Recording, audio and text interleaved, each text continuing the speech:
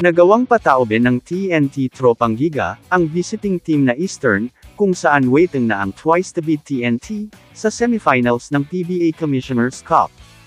Along with Northport, pasok na rin sa semifinal round ng Commissioner's Cup, ang TNT Tropang Giga. Matapos nilang duminahin ang guest team, na Eastern sa kanilang quarterfinal match, gamit ang twice to beat advantage. Ang makakalaban nila ay manggagaling sa Converge Rain or Shine Series, na posibleng matapos mamaya, o sa linggo.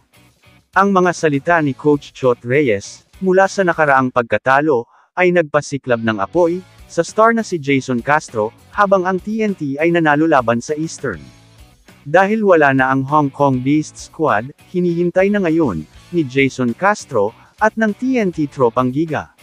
Ang mananalo sa pagitan ng Converge Fiber X Ears, at Rain or Shine Elasto Painters. Kahit ang TNT Superstar, ay hindi nakaligtas sa galit ni Coach Chot Reyes, matapos ang pagkatalo sa Rain or Shine, sa kanilang huling assignment, sa PBA Commissioner's Cup, Elimination Round. Inihayag ito ni Reyes, matapos ang panalo ng Tropang Giga, laban sa pagod na Eastern side, sa quarterfinals kagabi.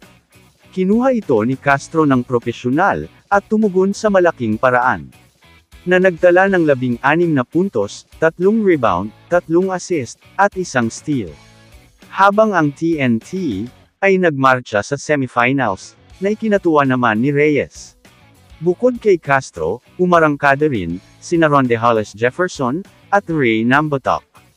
Nagtapos si RHJ na may game high, na 31 puntos, na may 15 rebounds, 4 na assist, at 3 steals, habang si Nambatok, ang nanguna sa fourth period, kung saan ibinaba niya ang 11, sa kanyang 18 puntos.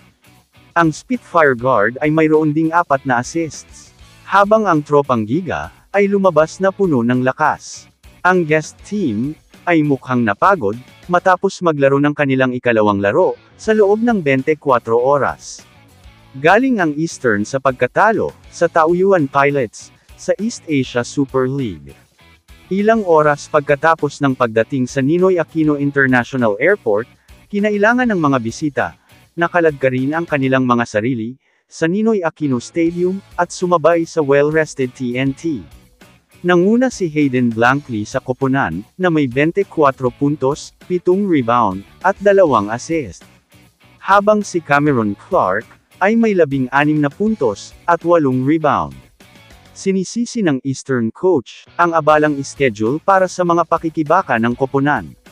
Sinabi ni Eastern coach Menser Bajramovic, na ang kanilang abalang schedule sa 3 liga, ay nakakasakit sa kanilang pagganap. Matapos ang malakas na simula, ang pagod sa madalas na paglalakbay, na may 27 na laro, sa loob ng 2 buwan, ay naging dahilan ng pagbagsak nila sa number 7 seed.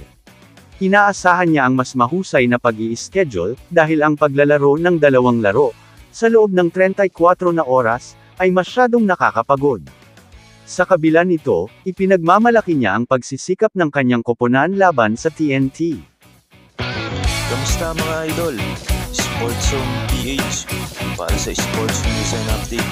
Kung bago ka pa lamang dito sa channel ko, pindutin mo na ang subscribe button at notification bell, para lagi kang update sa mga sports news.